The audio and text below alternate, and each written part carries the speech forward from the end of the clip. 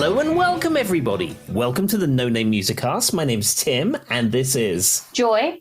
And once again, thank you all for listening. It seems that our audience is growing recently. We get notifications from Buzzsprout, who is the people who distribute our podcast, and we're pretty good for a little indie podcast. We're doing very well, so thank you. And if you have been sharing our posts, and if you have been sharing our podcast, we thank you again.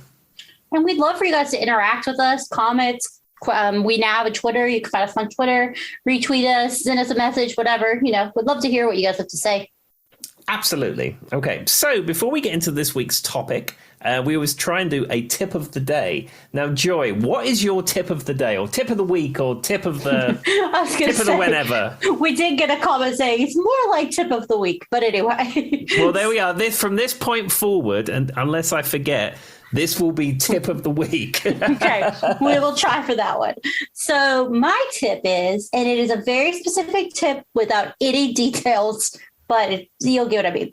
My tip of the day is, if someone lives a different life than you, but the way they are living has zero effect on you, just let them be. It would astound some people how much easier it is in life if you just worry less. Just let them be. I honestly couldn't agree more. 100%. If it doesn't hurt you, what does it matter? It's hurting no one. If it's their own private lives, just let them be. There was a very specific scenario in my life that has come up that I just don't understand the need to worry about what other people are doing. And so I think that no truer statement has been said.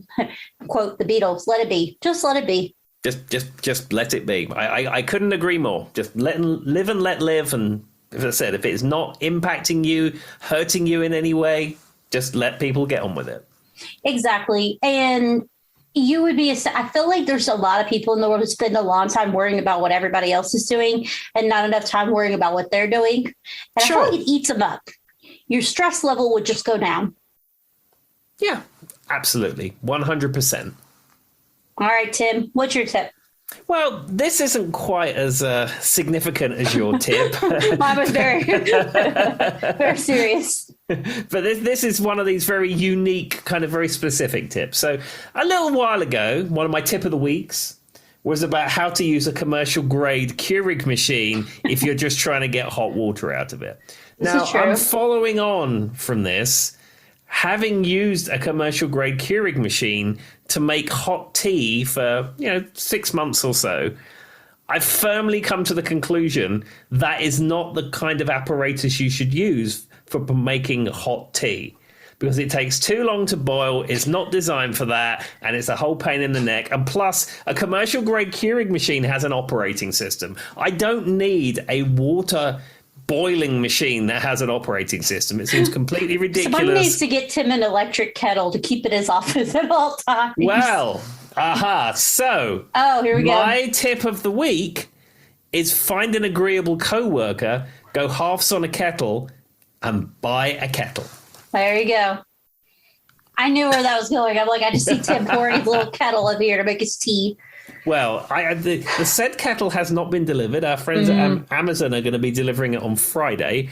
However, I think on next week's record, I'm going to have a big kettle rundown. The pros and cons, how to use the kettle. Should I fill it to the top? Should it be half full? There's going to be logistics, big stuff about kettles. But I just want to put that out there that if you was on the fence and you had access to a commercial grade Keurig machine, spend $30, £25 on a kettle. And for those who maybe this is your first episode, this is a music podcast. It's not actually about kettles. We'll get to the music in a minute. Just FYI. Somebody's like, I didn't know I was getting into kettle review podcast. You honestly can never tell with this podcast. You really can't. No, we can't. The debate on how you set your oven in Europe has never been as hot as that episode. It's never been as hot, Joy. I saw what you did there. Be here all week. Marvelous. Okay, so again, before we get into the topic, we're going to do a quick CD of the week. Everything's of the week. CD of the week, tip of the week, podcast of the week. We know what works for us. Exactly. Okay, so this week's CD of the week is Shakespeare's Sister. Now, Joy, have you heard of Shakespeare's Sister? I have not. Okay, so they were a duo. It was one member of Bananarama, Siobhan Fahey, and she got together with an American musician called Marcella Detroit. Now, they had an album before this, and the song that you may be familiar is called Your History. Now, is that something you're familiar with? How does it go? It goes, Your History! Yes, I mostly just wanted to hear Tim do that, but anyway, continue. I can do it again. Your History! Nailed it. Don't know what that note was you were going there for, Tim, but nailed it. It was a G flat or something, I don't know. Anyway, okay. And so they came out with a second album, this album called Hormonally Yours. And I got this in a thrift shop, obviously, because that's where music is purchased from these days. And I've listened to it a few times, and it's no Queen's A Night at the Opera or Pink Floyd's Dark Side of the Moon. However, the one song on here, Stay, that was the single from this album, and that is a fantastic song. Have you heard that song, Stay? Not particularly. So what I think you should do is post that in the Facebook. After this episode goes live, post it in the Facebook so everybody can get familiar with it. Okay. Well, I mean, this it came out in 1992. Okay. So I was 50 years old when this came out or something. Tim is 123. Every episode he gains 7 years. And it's just one of those songs I remember from like growing up and being at school and stuff like that. So it was an interesting listen. It was certainly worth 50 cents. But my recommendation is that you seek out the song Stay, which is a great song. It is a great song. Okay, we'll take your recommendation, Tim. There we go. Shakespeare's Sister. All right. All right. So, Joy's turn to pick the topic this week. Joy, what do you have for us? So, I recently learned that it's technically in 2021, but it wasn't very long ago. Phil Collins, with an S, not without an S, turned 70. Okay. So, I was like clicking around and I saw that. I was like, oh, we haven't done a Phil Collins episode. So, I figured we would, because who doesn't like Phil Collins? If you wonder why I'm very emphasis on this, there's a very funny story about Tim talking about Phil Collins, and I was super confused the entirety of it. We won't go back. It's a digression, but it was a very funny story for me to go, okay, Tim, sure. Because we have, unfortunately, Phil Collins is not in great health, and I saw a little bit of that while I was doing research. So, but he is 70. So, I mean, there's that. Mm-hmm. So what I figured we would do is I found there was 70 facts for 70 years. Obviously, we don't have time for 70 facts. So we're going to hit a few high pieces. Then we're just going to talk about the songs we like. Sound good? Oh, that sounds good. Now, will Phil Collins get a notable mention anywhere in this episode?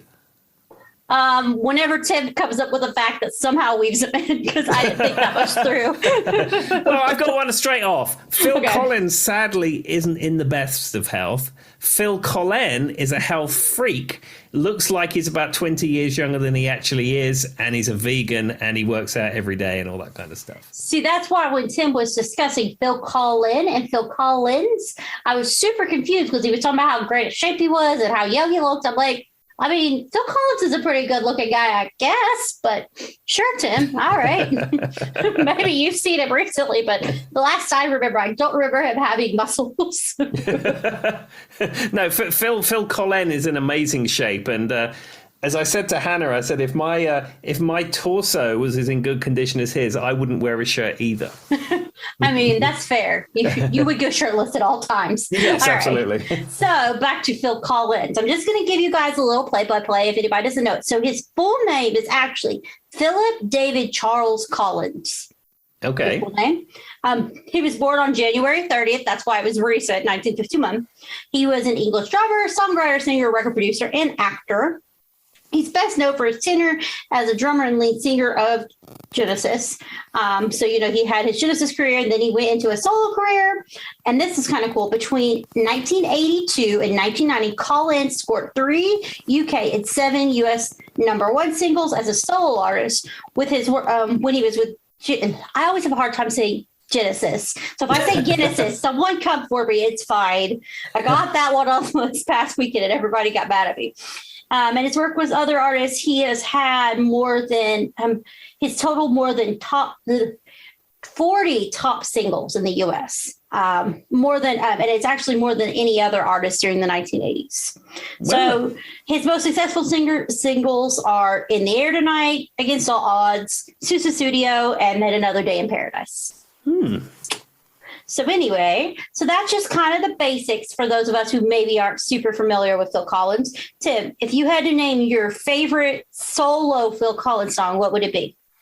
I think it would probably be "In the Air Tonight." And I don't know whether this is one of your Phil Collins facts, but I only found out about "In the Air Tonight," or the meaning of the song and the creation of the song, probably in the last 6-7 years or so. I didn't really think much about it. But apparently, I think we've discussed it on here before. It's a scathing attack on his ex-wife. He was getting big with Genesis and he went out on tour and they'd been on the rocks. She left the marital home, cleared all her stuff out, and all that she left with was his music studio and drums. And he gets back from tour. She's gone. The house is empty and it's just his music studio left. And that's what the song is about. That probably was on my list somewhere. There's 70 of them, so I would imagine it's here. So it's 70 for 7. But one thing that I thought was interesting, and this is just a random fact, it has not really anything to do with music per se, but it's about Phil Collins. In his biography, which is called Not Dead Yet, Collins talks about in the good old days, his family would gather around a Ouija board every night instead of watching TV. What? So random, right? Now, Phil Collins is from Hounslow, and his mother used to live on Beaver's estate in Hounslow. I think she's long since left this world, unfortunately. But given the age difference between the two, probably, unless she's 90 years old or something. But I think she's sadly no longer with us. But she used to live on the Beaver's estate in Hounslow, and I think Phil was happy to buy her a mansion, but she loved her friends and she loved her house and she lived there. That makes sense. So this one you might have talked about, Tim, because it sounds like a Tim fact, but I don't remember it specifically. Phil Collins appeared alongside the Beatles in their 1964 debut film, A Hard Day's Night. Appearing briefly in a crowd scene, he was later interviewed in a behind-the-scenes documentary on A Hard Day's Night that was released in 2000. Did you know that? It's something I think I've heard somewhere, but it's not like a fact that I've got in my head about Hard Day's Night. I mean, I know about Hard Day's Night was the inspiration for the Monkees, for example, and the bit where they're running down the stairs at the back of the Hammersmith Odeon, and then all of a sudden they're on that field in Isleworth opposite the fire station. I knew all that kind of stuff. And there's a pub in it that's in Brentford. But it's something that sounds very familiar to me, but it's not one of my quotable rock and roll facts. It's just one of those things that I thought was random. I mean, what are the chances he happened to be in the audience? He was one of the Beatles mania people running around or whatever. Mm-hmm. And for some reason, I was like, might be something Tim has said before, but I can't 100% sure. And then there was another thing so the first concert that Phil Collins ever attended was the Yardbirds in London's Marquee Club in 1965. It was the day Jeff Beck joined the band, and Phil was only 14 years old. So he got to see the first concert Jeff Beck did with the Yardbirds.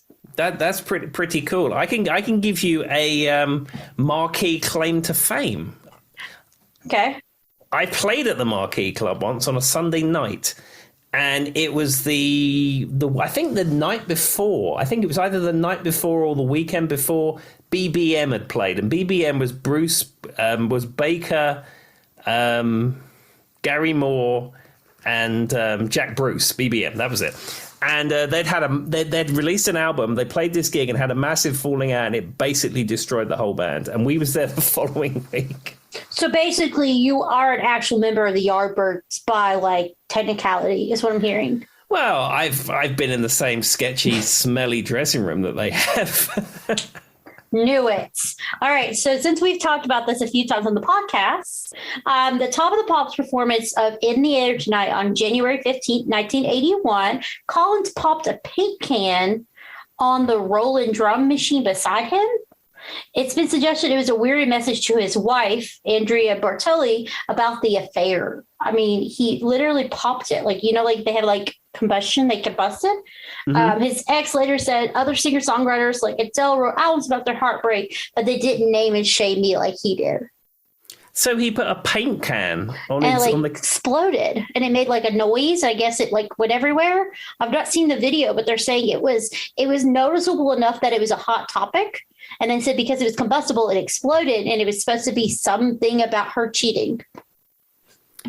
I mean, I've never heard of the metaphor of an exploding paint can being likened to I don't know where that came from. Unless it was one of those things that she came back to the house and he threw a paint can at her and it went everywhere and that was it. And I don't know, but it seems weird to me.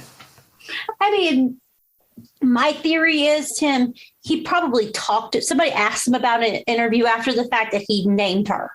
Do you know what I mean? Like, that's how it came out, I guess. It could be. I think we need to find the video of this on Top of the Pops and post it. We'll post it, yeah. And discuss it because it seems a little bit weird to me.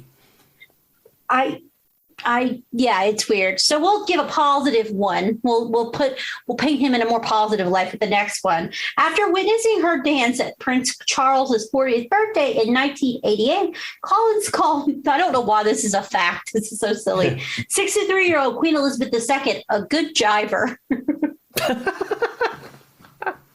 It's so stupid. But they had to come up with 70 of these, Tim.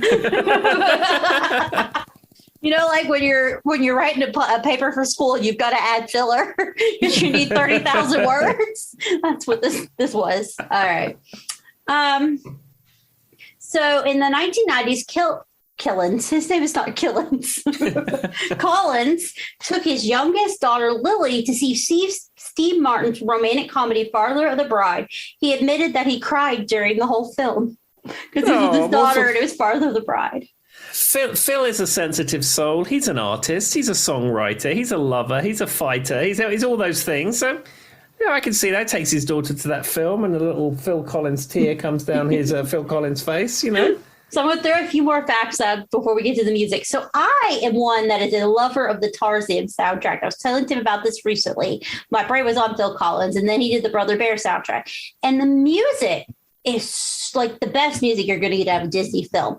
And I was watching this thing on the internet, and it's like, can you imagine the people producing the movie? He brings us in, and they're like, "Oh, we weren't expecting you to go that hard, man. Like, where did this come from?" But it says, so I brought up, here's 2 facts about Tarzan. Working on the Disney soundtrack Tarzan in the late 1990s, Collins recorded the song in 6 languages and played all the instruments. Yeah, I know that about Phil because I have one of his solo albums and it's like produced by and everything is played by Phil. I mean, I don't know whether he speaks 6 languages. Possibly he does. I don't know. But it wouldn't surprise me given the lexicon of instruments that he can play and has at his disposal. So, and then on the Tarzan one, Tarzan soundtrack snared Collins an Oscar for You'll Be in My Heart as Best Original Song, which is a fantastic song, a Golden Globe for You'll Be in My Heart, and a Grammy for Best Soundtrack Album, and an American Music Award for Favorite Adult Contemporary Album. So he won 4. He won a Grammy, an Oscar, an AMA Award, and what was the other one? A Golden Globe, all for the same album. Look at that. Look at Phil. I mean, he probably needs a bigger shelf over his mantelpiece. Yeah. So to make it a little funnier and to bring it back to No Name Music Cast, apparently Phil Collins' greatest fear is crocodiles.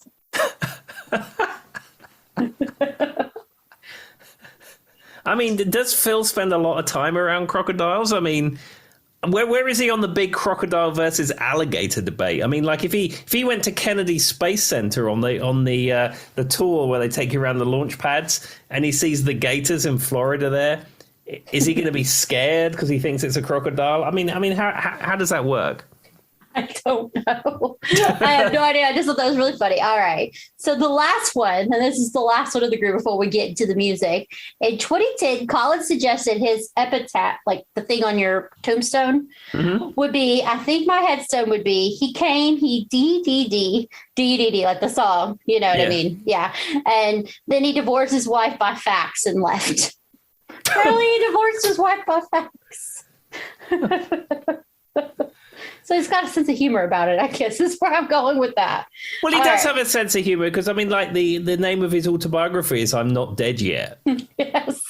Which in today's age, you have to be really careful because if I see Phil Collins listed on anything on social media, I'm going to assume he died. It's gotten me before. Yeah, I mean, Phil doesn't seem to be in the best of health, but you know, I want my Phil around for a bit longer. I mean, he was in Miami Vice and stuff, and I want him around. I mean, I want him around. I'm sure he probably wants to be around too. I would imagine so. I'm probably not the only one rooting for the continued survival of Phil Collins. I mean, generally people tend to root for their own survival, so I feel like he's at least in the camp. Sure.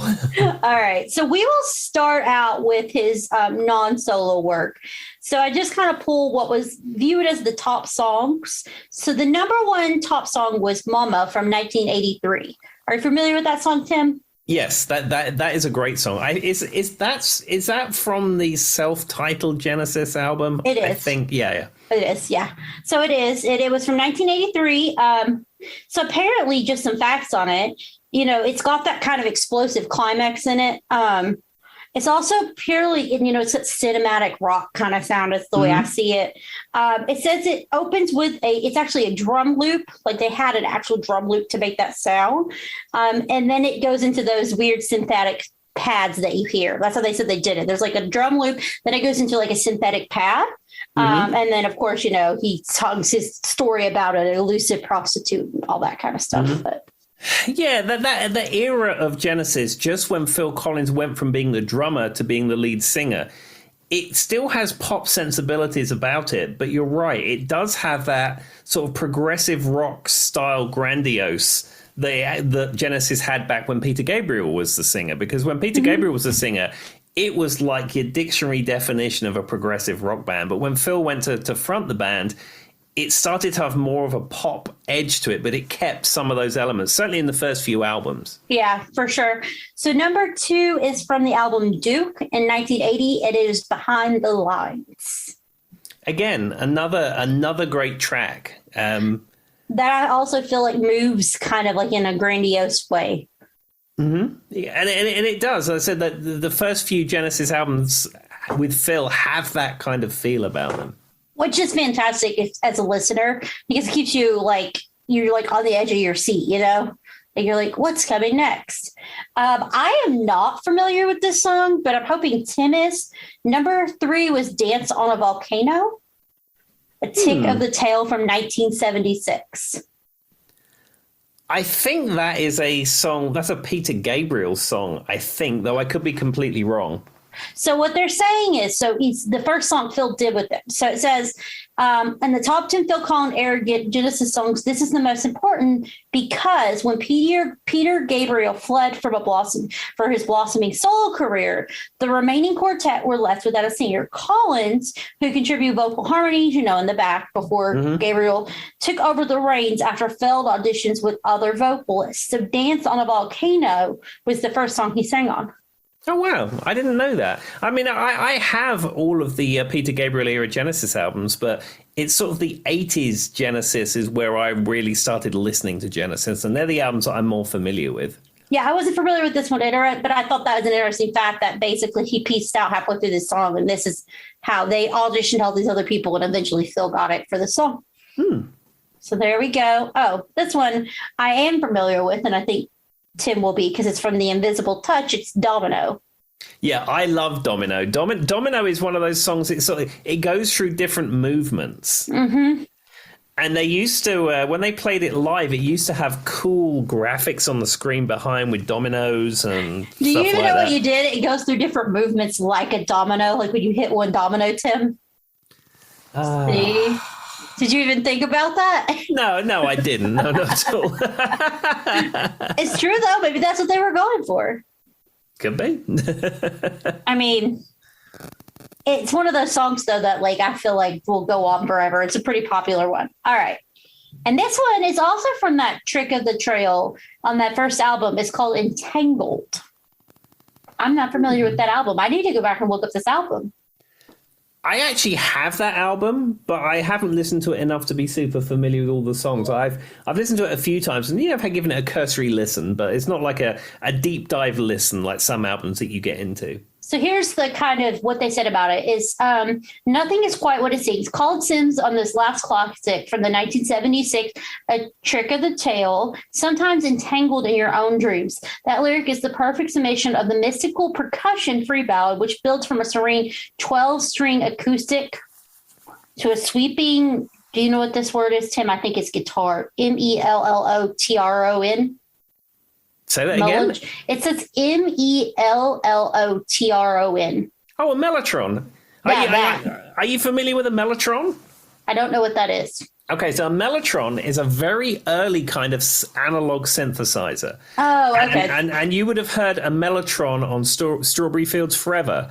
And a lot of like Led Zeppelin stuff has a mellotron on it. And the way that it works is very unique. Before they could do it in like electronics, making synthesizer sounds, every time you press down a key, it had a piece of tape on it, and a tape head would spin, or the piece of tape would spin, and it would read it. So that's how you would get the sound. A sound would be recorded on that piece of tape, and then you press down the keys, and then the head would read the tape, and something would spin, and there it is.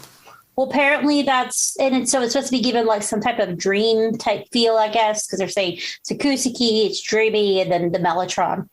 Yeah, I mean, like if you think of the intro of Strawberry Fields Forever, that makes sense now. Yeah, and like the Rain song by Led Zeppelin has mellotron on it as well. And what you find now is that a lot of contemporary digital keyboards will try and emulate that sound of the mellotron because it's so ingrained in popular music. And see, that's probably what I would have thought when I heard it, because my Casio in the kitchen, you know what I'm saying? It's got that kind of, you could change it to that. So I don't think I would have ever known that it was its own standalone instrument. That's sad. I'm embarrassed for myself, but I've never heard that before. But I'll say one thing about the mellotron is it doesn't have a calculator on it like your Casio probably does. No, my Casio, I can just press buttons, Tim, and it plays for me. Takes all the talent out of it. Anyway, all right. So on to the solo Phil Collins, which I think is the height of Phil Collins that most of us think of. Mm-hmm. I mean, given the man plays so many instruments and it does so much. By the way, I did look this up when I was just out of curiosity. Do you know what his net worth is? I would say probably north of $200 million. $300 million. Well, that's, well-deserved probably because, as successful as he has been and the various tours he's done and albums and music he's created and the culture that he's been involved with. But I mean, that's more money than I could ever think of in my entire life. Well, and it says that he is one of the 3 artists to sell more than 100 million records. The only other 2 are Paul McCartney and Michael Jackson. So he's in good company. And he's of the era where people sold lots of records and broke records, in sales. And unfortunately, even the greatest artists now are never going to be like that purely because there's nothing to sell. Exactly. I mean, it's just not marketable. They have to make their money elsewhere. They have to sell perfume and have their own record, you know what I mean, to do all the things. And honestly, producing music, I think, is where the money is nowadays. It's not really the artist. Yeah, it's in licensing. A lot of it's in licensing. You license it for films and license it for TV shows. And there was a period of time in the early 2000s where all the money in the music industry was being made by selling ringtones, but I don't think that's a thing anymore. No, I don't think so. All right, so I'm going to start off with one of my favorite, which is a little bit more obscure, but it's one of my favorite Phil Collins songs, but because I think the drums on it is incredible, the singing is incredible, and it's just a passionate song, A Groovy Kind of Love. Yeah, that's a cool song. I mean, it's a cover. Yeah, but I love the Phil Collins version. I think, isn't it from the soundtrack of Buster? Buster. Yeah. 1988. His version is my favorite. Yeah, and it has that Phil Collins drum sound. Even though it's a ballad, there's a little bit of that Phil Collins drum sound. Now, Joy, are you familiar with the world-famous Phil Collins drum sound? I mean, I feel like I know what his drums sound like, but I feel like there's something specific you're asking me to say. Well, in the air tonight, it has that kind of drum machine loop all the way through, and in the end it goes ba bam ba bam ba bam ba bam. Oh yeah, it's like that sound. Yeah, that sound. The way that sound was originally created is that in a recording studio, in a traditional recording studio, you have what's known as a talkback mic. So you can press a button and then the engineer can talk to you and you can talk to the engineer and all that kind of stuff. And there's a microphone in the room that's designed for talkback. So like if you're in front of your kit or in front of your keyboard, the engineer can put something in your headphones and say, oh, can you do this? And then you can speak back to the engineer. Now, this was all going on and he was playing his drums and he thought, this sounds amazing. What's going on here? And the engineer had the talkback mic up. Oh. And that's how they get that sound. And that's originally how they got that sound. But it's the way that it's done now is I think it's gated reverb is the way that it's done, or that you compress it a certain way. But that is the Phil Collins drum sound. But even though we've said that I was the world's worst drummer, someone who's at least played on a drum set and took drum lessons, that makes sense now because it does sound like it's from above in some way. And that's how you get that. No, okay, that's cool, Tim. I don't think I would have ever pieced that together. Yeah, and it's become one of those drum sounds that if you have a library of drum sounds and a digital audio workstation, like it's called Collins One or In the Air One or something like that. So the next song I want to talk about, I learned a cool fact that I didn't know. Earth, Wind, and Fire's horn section played with Phil Collins on Face Value and on Abacadab, whatever that word is. ABACAB. I can't say it. Abacab, I think that it is. Thing. So did you know Earth, Wind, and Fire's horn section played on those? I didn't know that, but Earth, Wind, and Fire had an amazing horn section, so I think Phil was picked wisely. He did. So the song I'm going for is from Face Value. It's Easy Lover. Yeah, with Phil. Yeah, that would make sense because that's a duet with Phil Bailey, and Phil Bailey was in Earth, Wind, and Fire. Yeah, so they contributed to the whole album, though. I had no idea. Phil Bailey, and then it's got the goofy video and blah blah blah, and then I guess Bailey also released it on an album called Chinese Wall. I didn't know that. But, yeah, and I actually had a copy of that. I bought that in a thrift shop for 50 cents in Withville, I think it was. And it's all right. But some of the songs on there are co-produced, or I think the whole thing is co-produced by Phil Collins. He plays drums on some of the tracks, and I think he plays keys on some of the tracks, and he's involved in the songwriting and stuff like that. But yeah, Phil Bailey had a career outside of Easy Lover, though. Having heard that album, Easy Lover is probably the best thing he did as a solo artist. Well, what's funny is they both kind of thought it was a little goofy and just fun. They didn't take the song seriously at all, I guess. And were super shocked when it peaked number 2 on the Hot 100. Like they just thought it was like a silly song they could do together, basically. Yeah. And we did a time travel episode 3 or 4 episodes ago. And that song, Easy Lover, is another one of those time travel songs. I don't think I mentioned it on the episode, but you hear it open and immediately it takes me back to being a kid. I'm in my little bedroom. I'm at beginning secondary school or whenever it was. And it's just like, it just immediately takes me back to that point in time. It's one of those songs though, that I could just I can play the whole song from beginning to finish in my head. It's just so iconic. All right. So this is another one for Face Value, which I think for me is probably my favorite album from Phil Collins. It is I Don't Care Anymore. Speaking of his ex, talk about a powerful song to your ex. Yeah, he is it the same ex that he was talking about in the Air Tonight, or is this another ex? I think Phil has not had a painful divorce. That's all it said. I'm assuming it's the same. Well, my understanding with Phil is that him and his lady friends don't last. He's had bad luck. Yeah. So, I'm not sure which one, Tim, but he's literally saying, I don't care anymore. No matter how hard I've tried, I don't care anymore. Yeah, I don't want to say he picks unwisely, but maybe he's a nightmare to live with. I don't know. There's only one common factor, and it's well, he may have bad taste, but equally he could be a nightmare to live with. I really don't know. Or a combination of both. Yeah, there we are, 50-50. Phil, if you listen to the podcast, you can come defend yourself next week. We would be happy to let you on. Tell us what happened. And I tell you, Phil's out there touring at the moment with Genesis. He's on the bus. He's bored. He's probably listening in. Sure. I'm sure. All right. So number 2 was Against All Odds, or Take a Look at Me Now. Parentheses, Take a Look at Me Now. That is a beautiful song. And he famously played that at Live Aid. Yep. And I think we may have discussed on here before, but he is incredibly unique that he performed at both Live Aid events, the London one at Wembley Stadium and also the one in Philadelphia. And the way that he achieved that was because of the 5-hour time difference. He opened at the very beginning of, I didn't think he opened it, but he was the second or third act on, played Against All Odds on piano. He drops an amazing clanger while playing it, and you can look at he's playing the chords and he hits the chord and it's wrong, and you can look at his face and he's like, oops. Oof. It's like, oh, there's only 1 billion people watching this, it'll be fine. And then so he plays that song, and comedically for our UK listeners, Noel Edmonds picks him up from Wembley in his helicopter, takes him to Heathrow. There was a Concorde on the tarmac waiting for him. They flew him from there to Couldn't the do that airport. anymore. They don't have Concordes anymore. No, and they flew him from there to wherever it is in Philadelphia. And then there was like a police convoy waiting to take him straight into the stadium so he could then play. And I think that is where he played on stage. The first thing he played is when he played with Led Zeppelin, and it was terrible.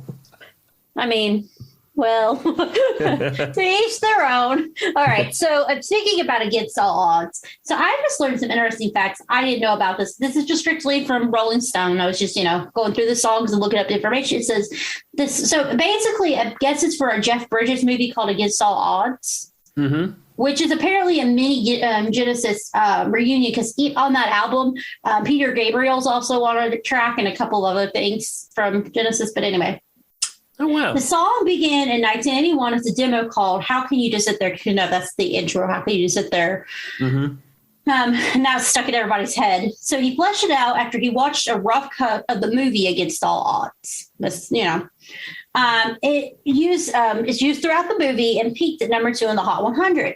It was nominated for an Oscar, but lost out to Stevie Wonder's The Woman in Red, which had to lose. I mean, Stevie Wonder's a good one to lose to, right? Mm-hmm. Oscar producers wouldn't even let Phil sing it, though, because they were unfamiliar with his song, and forced him to sit in the audience and watch Anne Reinking, Reiking. Not someone I'm familiar with. Tackle it. The song has since been covered, but for some reason they said they were unfamiliar with his tune and wouldn't let him sing it, and they made him sit in the audience and watch somebody else sing his song. How weird. But at the end of the day, Phil wrote it and got paid. So, I mean, what's the difference? And who doesn't know, like we said, who doesn't hear, can't hear? How can you know what I mean? Just let me walk away. Yeah, exactly. So anyway, I just thought that was interesting. I don't know who that person is. Maybe if I gave her a Google, I'd figure it out. It's probably somebody we should know, but don't come for his internet. We just don't know who that is. Please don't come for the internet. Oh, being said, we were doing our Zoom chat with our friends from the Freak Jam, and twice this weekend, 2 people looked at me and said, "Don't come for the internet." Did you catch that, Tim? I did. Yeah. I think it's rapidly becoming your your bumper sticker thing. It definitely should be. It is. All right. So my next one is Susu Studio, because I love that song. Yeah, I have a very unique memory about Susu Studio that's very bizarre, but I'm going to tell it anyway because I can. So, back when I was in secondary school, I did media studies. Did you ever do media studies? Yeah, it's mostly called communication, but it's the same thing. Yeah, where you look at newspapers, TV, and films and things like that. Yeah, we have equivalents of that. Yeah, and one of the things that we did in our media studies is we had to do like various different projects, and the project I chose was to do my own radio station broadcast thing for like 30, 40 minutes, which I did. Because I had access to a cassette recorder and a microphone and all that kind of stuff. Now, around that time, my dad worked in a TV shop, and they had a 3-inch CD, which was an advertising. I think it was JVC had some kind of promotion on where you got free headphones. Of course. Stick with this. So, and one of the jingles was based completely around Susudio. It was like a parody of Susudio, but it was like blah, blah, blah, blah, blah, and get the headphones free. And as I had that CD, I actually used it in my project as a proper commercial break. That's amazing. So I tried to run my own radio station once. I don't know if I ever told you that, Tim. No. It lasted for about 3 weeks. I had 2 listeners. Was it like an FM pirate station, or was this a combination of both? There was this. You remember when Groove Shark was a thing back in the day? Mm-hmm. So Groove Shark had a way where you could put it on there, and then they like streamed it to like some FM thing. So it was part of Groove Shark. If you go back and Google, it was a real thing. And I was doing it. I don't remember what I called. I tried my hardest, man. I was giving it the time, Tim, but it didn't grow. Well, equally, a friend of mine used to be into Second Life. Now, this is not something I've ever got involved with, but I'm aware of what it is. The video game? Yeah. Okay. And him and his wife had a radio station, like rave setup thing in Second Life. And I used to program a show in this thing in Second Life. Well, what I did was I cut about 4 idents. And then every week I'd send him an hour's worth of music. And then they'd upload it to somewhere and it would play in Second Life. So I've never... And then people could come in. That's cool. Yeah. So I never heard it because I'm not into that world, but I did it for a while and then he forgot about it. So I play Animal Crossing on Nintendo Switch. And if you don't know what Animal Crossing is, Tim, it's literally where you have your own little island with alien animals and people can come and go. I don't know if you've ever seen the little commercials for it or whatever. I got into it in the height of quarantine, and I love my Animal Crossing. So on my island, I have a whole music area for my. So I've set it up where my little animals. If I send them there, there's a drummer, there's a piano player, there's a mic, there's a bass player, there's a guitar player, and there's a tambourine. Oh, and a xylophone. And so I can send all my little, if I can get them all at once, it's hard to do, but if you can get all of your little islanders on there, I can make them play band music. Goodness me. And my island also has a thing where it plays not the Elton John, where the heck did that come from? The Elvis song that's based off the nursery rhyme. Wise men say only fools. Oh, I can't help falling in love with you because that's what plays every hour. You can program a song by notes on your island. So every hour that plays, because I just happen to know it from what I learned the nursery rhyme on the piano back in the day. So I programmed it. And so every hour that plays on my island. Let me tell you, Joe, when I was playing video games, which was probably a long time ago. It was probably a rock and stick. No, they used to load on an audio cassette tape. I will tell you that. And basically a rock and a stick. Yeah. And there'd be one little blob chasing another little blob, and it was fantastic. Lived your best life, really, you know? Yeah. But I'll have to, if I can get a screenshot of all my Islanders playing, I'll try to, because you can screenshot on the Switch, I'll try to get them playing and get a screenshot for everybody. I think you should post that to our Instagram. That is the kind of content, Joy, that's going to grow us listeners. It's quality. It's hard to get them all in one place. And then there's this guy, his name's like KK Slider or whatever on. So you could go to other people's islands and stuff, right, Tim? And he goes around on certain, when it first came out, everybody worked really hard to get KK Slider to come. And he sits and he plays the acoustic guitar and sings in front of you. And all your islanders sit around him and they like, and like you can get your own CDs at KK Slider and then they play. It's a whole thing. Anyway, we'll be here all week if I talk about Animal Crossing. All right. Back to Phil Collins. I don't know where that came from. All right. Oh, we were talking about Susudio. That's where that was. Okay. My next one is Don't Lose My Number. Yeah, that is a great track. It's very up tempo, very 80s production sound to it. It is. I mean, right in the middle, 1985, apparently. Yeah, and some songs end up being timeless from a production perspective. You can hear songs that were made in the 70s or 80s or 90s or whatever, and they don't sound of the era. That song, I think it's the drum sound on it, it sounds very 80s. So it does. I told you that story, though, about when I was a kid and I was watching that cartoon and she yelled, "Vicky, don't lose my number." It's the only one whatever he yelled it at the girl. And my mom thought it was funny. And at the time, I didn't get it. Well, I would imagine they're probably referencing the Steely Dan song rather than the that is Collins true. song. You're right, because it's Ricky, don't lose my number. Darn. Well, it could have had a double in it, but I remember to this day that always stuck out as me as I didn't get the reference. Anyway, because this was because you're not anywhere. Yeah, that's true. It doesn't go into. It's not the. It doesn't say it's the only one I've got. You're right. Too many songs about losing numbers, man. Because it's Billy. It's Billy. Don't lose my number. This one, right? It's Ricky. Well, the city down is Ricky. Yeah, but doesn't this song say like Billy, don't lose my number? It could be. I'm not sure. It's like, lose my number. Because you're not anywhere I could find you. So Billy rhymes with Ricky and Vicky. So I'm starting to think there's a trend here. Because I'm pretty sure it says Billy, don't lose my number. I'm going to give it a goog. Give it a Google, Joy. This is the kind of information we need. This is hot breaking news from 1985. It's gonna get worse if it waits too long. Billy, don't lose my number because you're not anywhere that I can find you. There we are, ladies and gentlemen. We resolved that. It's been a long time. People have been wanting to know, but yes, we figured it out. Hot off the presses from 1985. See, now that's why that's confusing in my brain because both the songs say the same thing. Anyway, maybe there was just like, I guess back in the day, you really had to worry about people losing your number because you didn't have a little thing you could carry everyone's number around in. Yeah, I was thinking of that today because, 80s, 90s, maybe even 2000s, you would need to have someone's phone number to communicate with them. However, there's lots of people I know closely, you included, Joy. I don't have your cell phone number. We've never communicated in that method. Just Facebook. Yeah, the whole phone number thing is completely lost. I mean, I know my personal cell number off the top of my head. I don't know what my wife's is. I have to look it up. Well, the silly part is when I talk to my husband or when I talk to friends, we all talk on Facebook Messenger. Like if I call Charlie, I used to call him through Facebook Messenger. I rarely actually use the phone piece of my cell phone. That's like the actual built-in phone. We don't even use text messaging anymore. Like I don't text anyone. I literally communicate with everybody via Facebook Messenger.